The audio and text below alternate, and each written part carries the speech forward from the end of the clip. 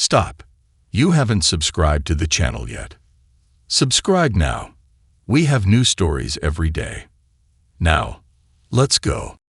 I go by Simon, though I'm not too particular about what people call me. My full name is Simon Cooper, and I've been married to Grace for 4 years now. We haven't had kids yet because we both enjoy our freedom a little too much. While that might change someday, it's not something we see happening until we're well into our 30s. We both came from modest backgrounds, living just a few blocks apart, though we didn't meet until we were 18 at a college recruitment event. Grace thrived in college, eventually becoming an accountant and credit controller. Meanwhile, I struggled with my studies and didn't even graduate. But what I lacked in academics, I made up for with a strong work ethic and a knack for business. By the time I was 15, I was working as a cleaner in local stores and offices. By 18, I was already managing a team of 30 employees and had secured contracts with several large companies in town. Grace was job hunting at the time, and I needed more staff. When she came to my table at the event, she handed me her resume and said, "I'm not looking for a cleaning job, but maybe you'd be interested in my phone number." I didn't waste time. I called her before she even reached the next table and asked her out to dinner the following night. Years later, we were married. That event was a stroke of luck for Grace, as she also landed a job in the purchasing department of a construction firm. Starting from the bottom, she worked her way up, and after 8 years, became the head of both the purchasing and credit control departments. Thanks to our dual incomes and the fact we didn't have kids, we lived pretty comfortably. Meanwhile, my business flourished, and I turned it into the largest office and store cleaning company in the city after buying out 2 competitors. It's common for cleaners and security guards to be the first to notice anything unusual in offices, and their observations often spark conversations among the staff. About 4 months ago, while I was at my desk, my secretary informed me that someone was waiting to see me in the reception area. She handed me a business card that read, "Kyle Foster, Private Investigator." I told her to send him in. When Kyle walked in, I greeted him with a handshake and asked what brought him by. After exchanging pleasantries, he sat down and smiled. "Before we get into it, could I grab a cup of coffee? Haven't had any all day, and I'm dying for a cup." I could relate. Most business owners run on caffeine. My secretary quickly brought over 2 mugs from the coffee machine, complete with milk and sugar, but neither of us touched them. After a little more small talk, I steered the conversation toward his reason for being here. "So, what can I do for you?" He grinned. "Please, just call me Kyle. As you can see from my card, I'm a private investigator. I'm currently working for a client who suspects his wife might be having an affair or is about to start one. The wife works as an accountant at Hancock Manufacturing, one of your city's bigger suppliers. Recently, the company hired a new salesman, Jared Nelson. Jared has a reputation for targeting married women. He's been sending flowers, texting late at night, and taking my client's wife out for lunch. Pretty typical stuff until now. But here's the kicker. He's pushing for an overnight trip with her. I listened, mildly amused by the spy game. But then something clicked. I knew that company name. Grace's firm also sourced materials from Hancock. And this Jared Nelson sounded like someone I needed to keep away from Grace. I glanced back at Kyle, who was clearly waiting for my response. "Okay, I get it. How exactly can I help?" I asked. His smile widened. "Glad you asked. Jared leaves flowers, notes, and other personal items on her desk, and she usually throws them away. Your cleaning staff could collect anything tied to him and pass it on to us. We'd run everything by our legal team first. There's no legal issue in gathering personal trash, and her employer has already given us the green light." He handed me a card with the CEO's number on it, saying I could call to confirm. I didn't need to. The CEO's number was already saved on my phone. I dialed, and he picked up immediately. Without preamble, he said, "Simon, I understand Kyle Foster is with you. You're authorized to share any non-company information with him. Our legal team will follow up with a formal letter. If you need anything else, give me a call." I hung up, impressed by how quickly they wanted this sorted out. Kyle grinned. "So, are we on the same page?" "Yeah, it's all set," I said. "Tell me what to look for, and we'll start separating her trash. You can pick it up each day at 11 a.m. Will that work?" "Perfect," Kyle confirmed. I phoned my team, and Kyle instructed us on what to watch for: early lunches, late lunches, flowers, and notes. For about 6 weeks, we worked with Kyle. At the end of the investigation, one of my staff reported that the woman hadn't returned after lunch. Kyle trailed them to a motel, and shortly after that, the marriage ended in divorce. Things went back to normal for us until one day, Grace seemed a bit off. I tried to get her to open up, but she didn't want to talk about it. About a week later, Zoe, one of my longest-serving employees and someone I considered a close friend, came into my office. She'd been with me almost from the start, and at 25 years my senior, she treated me like a son. As she sat down, I sensed something was wrong. "You remember that surveillance job a few months back?" she asked, her voice cautious. "Of course," I replied, raising an eyebrow in curiosity.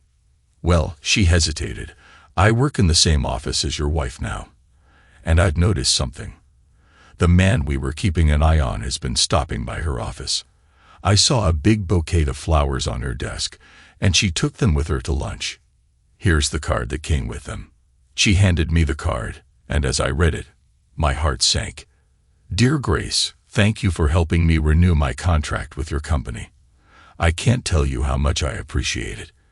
I hope you'll join me for lunch soon. With love, Jared." The note implied a level of familiarity I wasn't comfortable with. And now, my wife was his next target. I thanked Zoe and asked her to keep me updated on any other notes or flowers she might come across. I wasted no time calling Kyle. He picked up after the third ring. "Simon, how can I help?" I quickly filled him in.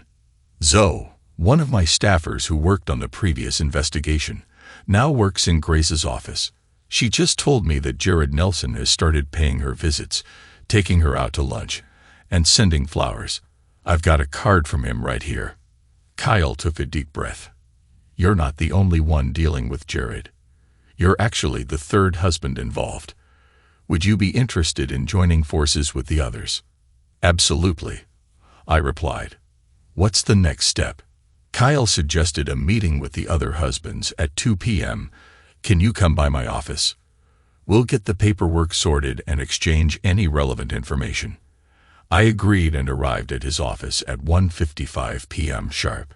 Inside, I met Billy Morgan and Terry Smith, along with Kyle and his associate, Mark Perry, who was handling the data collection for the case. Kyle started the meeting. "Gentlemen, we're all here because you share a common problem. Billy, Terry, meet Simon. He's interested in joining the investigation. If you're both agreeable, we'll officially bring him on board and begin sharing information." They nodded, and after a brief exchange, everyone agreed. The paperwork took about 15 minutes, during which I used my personal credit card to cover the $5,000 fee, ensuring Grace wouldn't see anything suspicious on our shared statements. Once everything was settled, Kyle addressed all of us. "The shared issue is Jared Nelson. Simon, just to fill you in, Billy's wife works alongside Jared at Hancock Manufacturing, while Terry's wife is employed by the city's school board, which sources supplies from the same company. Jared has a very well-practiced routine. He sends flowers, texts, and takes these women out to lunch, usually trying to escalate things by luring them to a motel afterward. His pattern with married women is disturbing, pressuring those with children and taking advantage of those without by offering them free passes from their husbands." Kyle paused, taking a sip of coffee, then continued. "Over the past year, Jared has been responsible for at least 5 divorces in the area. His tactics aren't very subtle, but they're effective. He even got sued by a group of husbands in Dallas, where he used to work after causing a string of broken marriages. The lawsuit resulted in his termination, but he's up to the same tricks here now. We're doing everything we can to put a stop to it. He turned to me. Simon, are you still assigned a clean at Hancock Manufacturing or the school board's offices? You might be able to gather valuable evidence from Grace's office trash if your team handles that area. I shook my head. No, unfortunately, we don't cover those locations. That's too bad, Kyle remarked. But keep collecting anything from Grace's trash that looks personal. We need every piece of information we can get. He then asked, who pays for your wife's phone bill? My company does, I responded. Kyle, he said, great, here's what we'll do.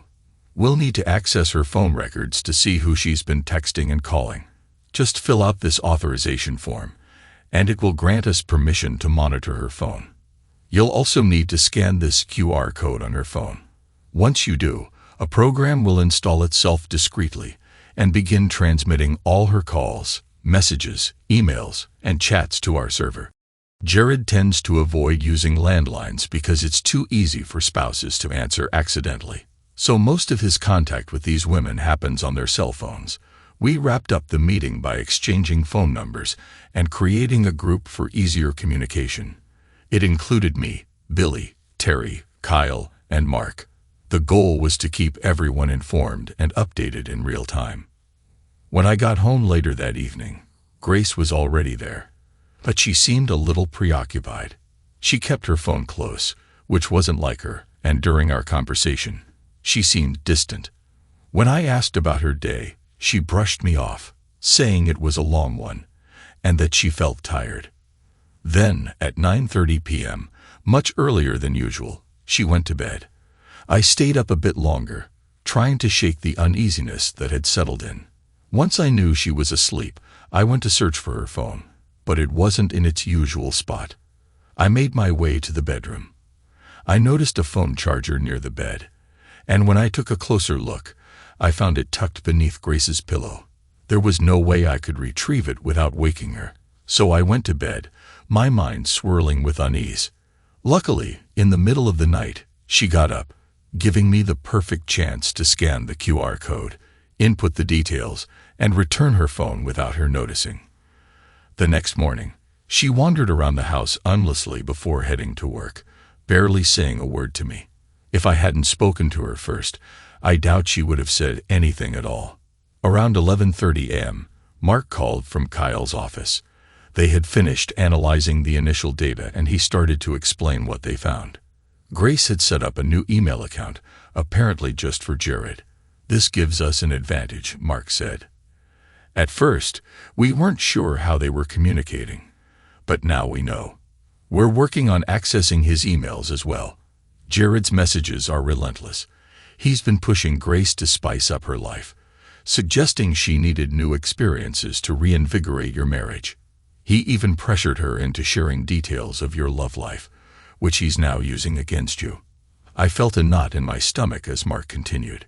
He hinted at a weekend getaway during their recent lunch and is trying to convince her it's just a physical thing, arguing that if she really loves you, it won't be considered cheating. He's using guilt to manipulate her. I told Mark about Grace's strange behavior the night before and asked if she and Jared were still in contact or planning another meeting. Mark checked the messages. She just responded to him a few minutes ago. He invited her to lunch at the beach club tomorrow, suggesting they strategize about how to convince you. His exact words were, "Simon loves you, and if you tell him, it won't be cheating. He can't deny you a free pass." She replied with a simple, "Okay." After wrapping up the call, I leaned back in my chair, trying to figure out my next move. Talking to her directly wouldn't work. Jared was pushing too hard. If I confronted her, he'd probably find another way to lure her in, maybe even arrange a hotel meeting. I realized that either I had to put an end to this or end my marriage. I called Kyle and got straight to the point. Jared's making a direct move on Grace, and even if I step in now, he'll likely push for a hotel visit. I need a solid plan, or else I'm thinking divorce. But I feel like I need a backup plan. What do you think? Kyle paused briefly. Having a backup plan is smart, but if it fails, Jared won't give up easily. His ego won't let her slip away. If forgiveness isn't an option for you, divorce might be inevitable. I can prepare a packet of documents for your attorney, or I can recommend one. I've got my own lawyer. Thanks, I replied. He's already drafted a business agreement protected by a trust in case this goes south. I called my lawyer and set up a meeting for the following morning. When I arrived at his office at 9:30, he gave me a knowing look. What changed? He asked with a wry smile. He knew me too well. I laughed lightly, taking a cup of coffee his secretary offered. Grace is on the verge of betrayal, I explained. A salesman at her job has targeted her, and she's fallen for it. I'm thinking of pulling the plug on the marriage, but I'm working on a backup plan. If she goes through with it, though, there's no plan B. We spent the next hour going over possible outcomes. I was leaning toward a straightforward divorce. Our business assets were already protected by the agreement, and since we didn't have kids, there wouldn't be any child support to worry about. We agreed to sell the house and split everything evenly. I wasn't interested in going after Jared or his employer legally. It would be expensive, with little chance of success. After settling the details and the fee, I left. My lawyer assured me that everything would be finalized and stored for future reference, just in case. Over the course of the week, Grace's demeanor fluctuated. One night, she was affectionate. The next, she barely seemed to notice I existed. Then, on Friday afternoon, Zoe, one of my employees, called to tell me that Grace had received another big bouquet of flowers, along with a postcard. That was it for me. While I was typing a message in the group, I saw a post from Kyle to Billy. Jared had invited Billy's wife to dinner at the Holiday Inn. We all knew Jared's intentions, but things were still up in the air. I urged Billy to join me, hoping he'd take care of things soon. I wanted my situation resolved just as badly, and I was so distracted that I kept dropping things. I messaged the group, telling Mark about the flowers and the card. He replied quickly, "I'll check her email now." 5 minutes later, my phone rang. "Check your group," Mark said. Opening the app, I saw a document, a hotel reservation for a lakeside in about 30 minutes outside the city. The booking was for Friday and Saturday nights, and both Grace's and Jared's names were listed. Returning to the call, I told Mark the bad news. He sighed and confirmed, "Yeah, but it gets worse. The emails are even more incriminating. I'm sending you one now." When I opened my inbox, I found an email from Grace that outlined exactly what to say and do. It was essentially a cheater's guide. Jared had sent her the hotel link 2 weeks ago, and their email chain showed him encouraging her, telling her how much he wanted to spoil her. In the final message, he confirmed the reservation and provided her with a script to convince me everything would be fine. According to his plan, she was supposed to cook me a nice dinner, act extra affectionate throughout the week, and assure me it was purely physical with him, meant only to enrich our relationship. He left the decision in her hands, but it was clear she was leaning toward going through with it. I needed time to think. That weekend, we kept busy. I didn't let on that I knew, but Grace's behavior changed. She was unusually kind, and we were intimate multiple times. Friday night, Saturday morning, and again Saturday night. On Sunday afternoon, she initiated another round, and then again on Monday morning. It was like she was trying to reassure herself or me. But by Monday afternoon, I was done playing along. Kyle called me around 3 p.m. with more bad news. Grace had messaged Jared, telling him she was in for Thursday night, but only if he felt comfortable. Kyle warned me that Jared's response was basically, "Forgiveness is easier than permission." I thanked Kyle for the update and asked him to compile all the evidence. I mentioned that there were likely photos, and Kyle confirmed they had one of Jared and Grace kissing, though it wasn't a full-on makeout session.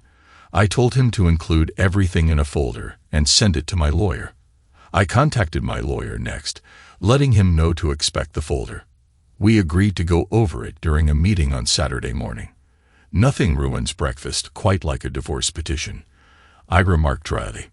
On Monday night, Grace tried to get close again, but I declined, saying I had work to finish. I stayed up late in my office and finally went to bed around 2 a.m. She was already asleep. The next morning, as I prepared to leave for work, a courier delivered the folder.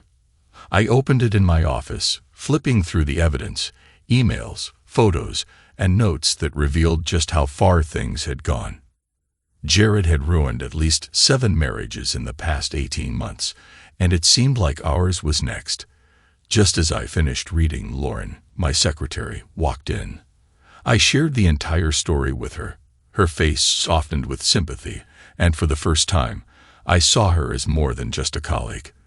There was something undeniably attractive about her. She smiled knowingly and asked, "So, what's your plan?" A faint smile crossed my lips. "If she goes through with it on Friday, I'll file for divorce on Saturday." Lauren grinned playfully. "Well, what's good for the goose is good for the gander, right?" She leaned closer. "Why not have your own weekend with someone you've been dreaming of?" I laughed. "And who might that be?" "Me, of course," she said, flashing a mischievous smile. "Strictly physical, nothing more. You need a clear head, and I'm just the person to help with that." The idea was simple, yet effective, made Grace face the consequences of her betrayal. That night, I was with Grace, but there was no emotion in it for me. It was a tough act to pull off. By Wednesday morning, neither of us was in the mood for our usual quick interaction before work. The tension was growing, and Thursday would be the breaking point. By Wednesday evening, the tension had eased just a little, but it was still there, simmering beneath the surface. Thursday morning, as I was getting ready to leave the house, Grace woke up and yelled something about dinner plans, but I chose to ignore her. Around noon, Kyle called with another update. Grace had messaged Jared, boasting that she was preparing a special dinner for me and promised to fill him in on our conversation afterward. I decided to get ahead of her. I headed to the grocery store and picked up everything I needed: chicken, potatoes, vegetables, and a bottle of her favorite white wine. By 2:30 p.m., I was back home, and within a couple of hours, everything was prepped and ready in the oven. Just as I was sliding the tray of potatoes inside, Grace came home, carrying a few shopping bags. She looked puzzled, clearly not expecting to see dinner already well underway. "What were you up to?" Grace asked, eyeing the dinner preparations with clear confusion as she set her shopping bags down. I grinned broadly, trying to keep the mood light. "Just making dinner for my lovely wife. I wanted to make it special before we sit down and have a chat." She looked even more puzzled, her brow furrowing. "Oh, I was planning on making dinner too. But after we eat, I have something important to discuss with you. It's going to be a long night." "Of course," I replied, turning away with a smile. I had already thrown a wrench in her plans, and she didn't even know it yet. Dinner was tense.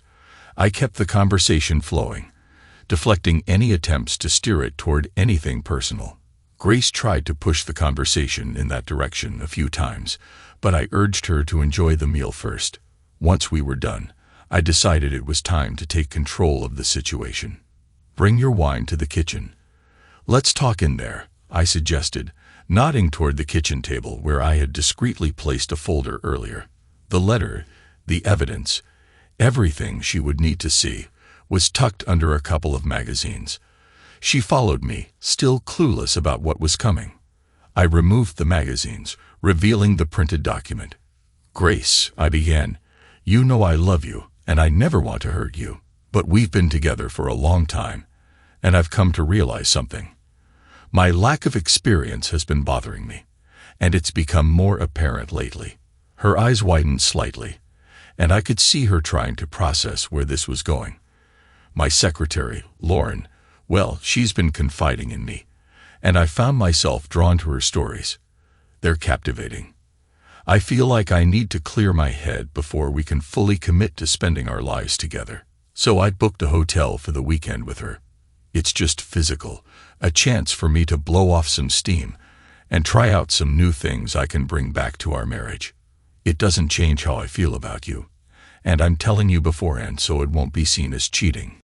Grace's face flushed bright red, her expression teetering between rage and disbelief. "Over my dead body," she practically shouted. "I want this woman gone by Monday morning, or we're done."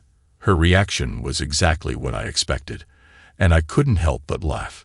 The look on her face was priceless. As the realization dawned on her, she saw through the game I was playing. Everything she had planned to say, every excuse she had prepared, I had anticipated it all. I closed the folder and handed it to her, revealing the photo on the cover. Her and Jared, locked in a kiss, her face drained of color, her voice a whisper. "You knew. And you played me."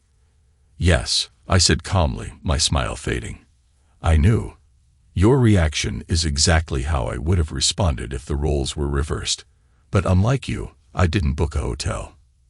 Unlike you, I didn't share lunches, kisses, or conversations about love with someone else. My story was fiction. Yours, however, is very real. As I spoke, she flipped through the folder, her hands trembling. Everything was there: dates, times, photos, emails, transcripts of calls. "You followed me. You violated my privacy. How could you?" she demanded, her voice laced with fury. I stayed composed. "That's the crux of it, Grace. You've crossed a line, and now it's time for action. You got yourself a boyfriend, had an emotional affair, and were planning to take it physical. You've humiliated me and put our marriage on the line, and yet here you are, angry at me for catching you before it was too late. I thought we might be able to work through this, but maybe I was wrong." Her eyes filled with tears as she tried to defend herself. "Humiliated you? Jeopardized our marriage? Simon, it wasn't like that.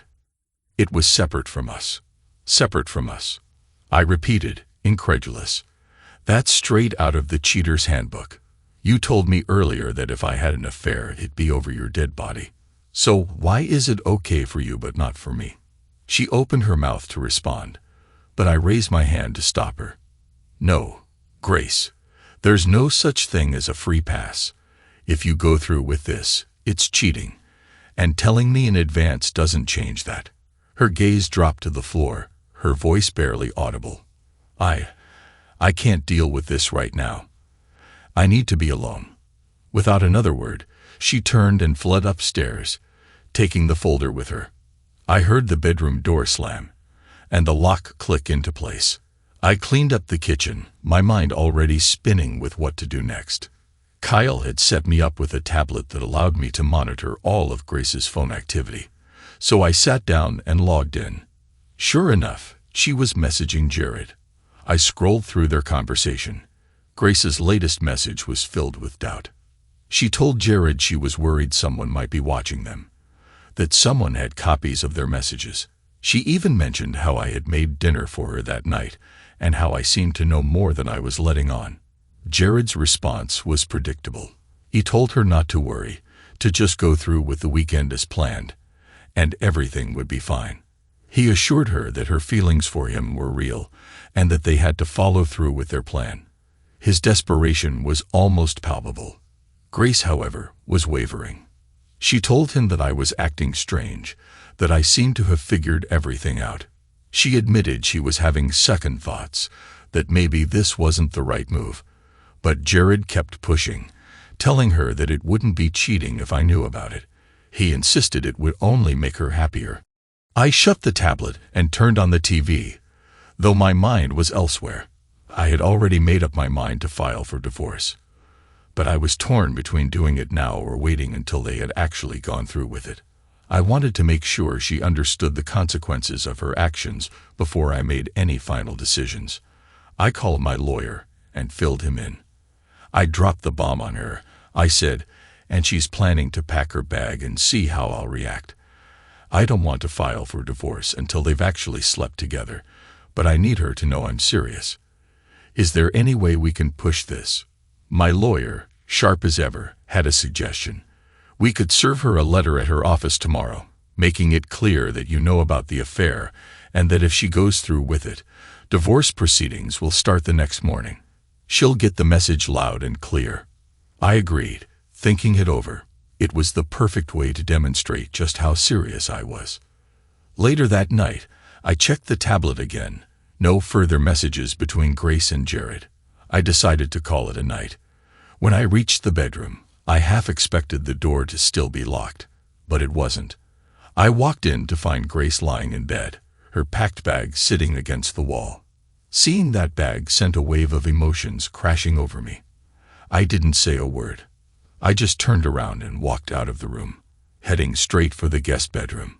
She called after me, pleading, but I ignored her. Lying in bed, fully clothed, I couldn't shake the feeling of betrayal. The bag, packed and ready for her to run off with Jared, was the final blow.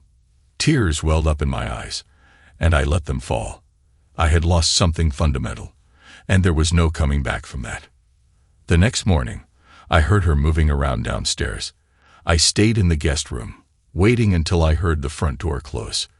When I finally went down to the kitchen, I saw the bag was gone.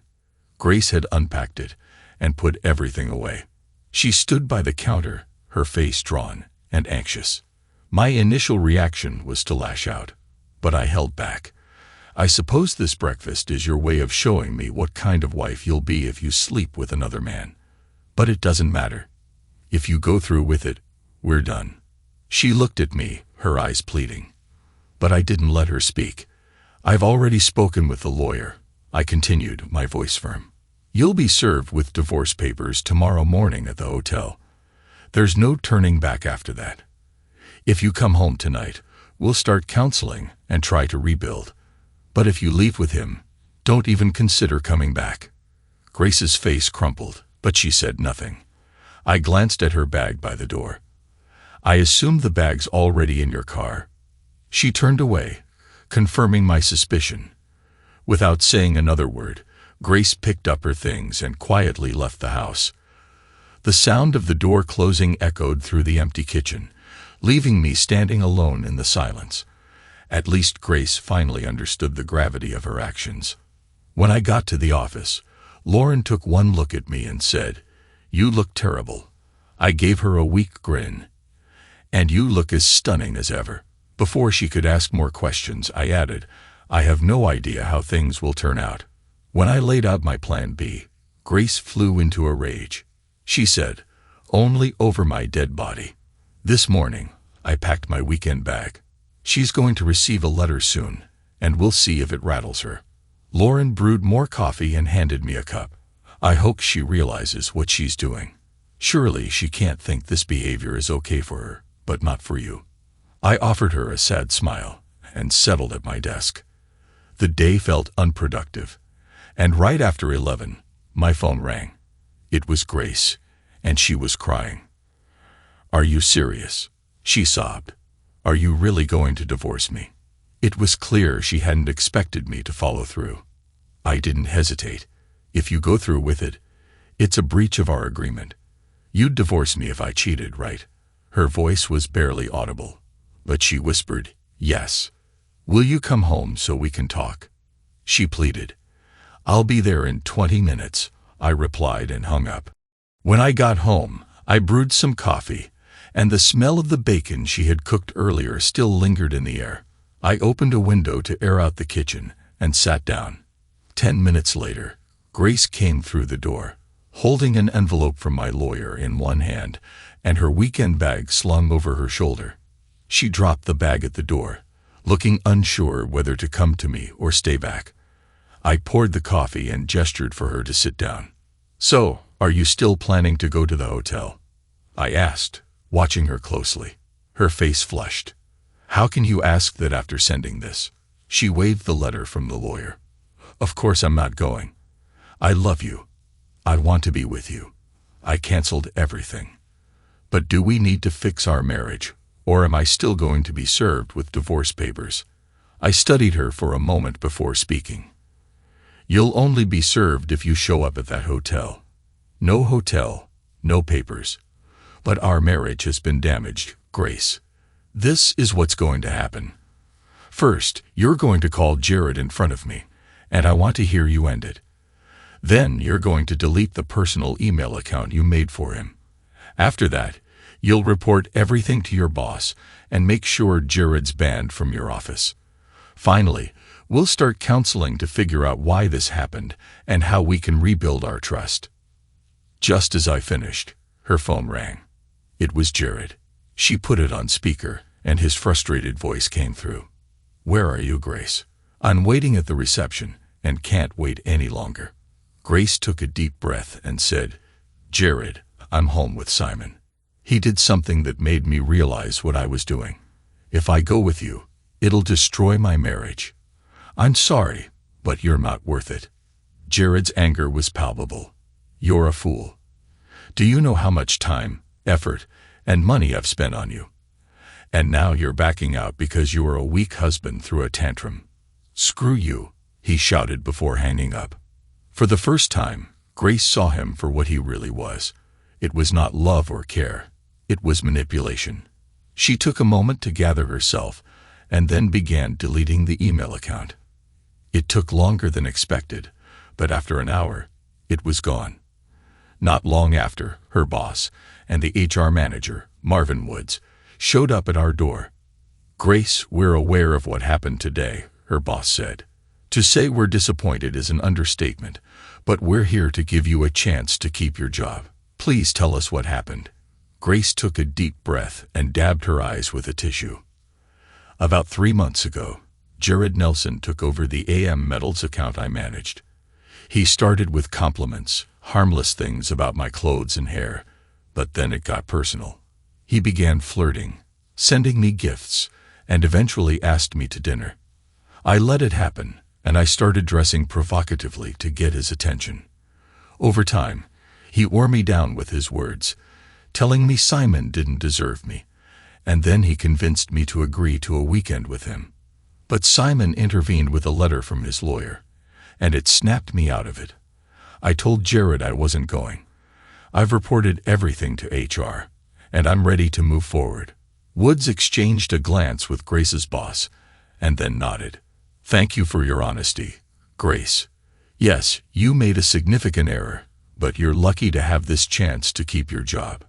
We've had quality issues with AM Metals, and we're cutting ties with them. Jared Nelson will no longer be coming to this office. Let me be clear, if anything like this happens again, you'll be dismissed immediately." Grace nodded. "I understand." Once they left, Grace and I sat down to have lunch. Later, we started searching for a marriage counselor. Fortunately, we found one quickly and made an appointment for the next day. The counseling sessions went well. Over 3 months, Grace realized how Jared had exploited her fear of our marriage becoming routine. She saw how easily he had manipulated her. As for me, I realized how much we had built together, and I grew to appreciate the strength of our relationship. Years later, we're still together, and Grace is expecting our first child. We've come a long way, and we're stronger now than ever. As for Jared, he didn't fare so well.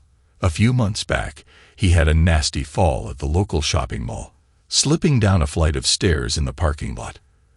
The police couldn't figure out exactly what happened. But I do know this. There were at least 5 husbands at the mall that day, all of us dressed in black jackets and baseball caps. When the police tried to separate us and ask questions, no one gave anything away. We shuffled around so much, they couldn't tell who was sitting where. And none of us were talking.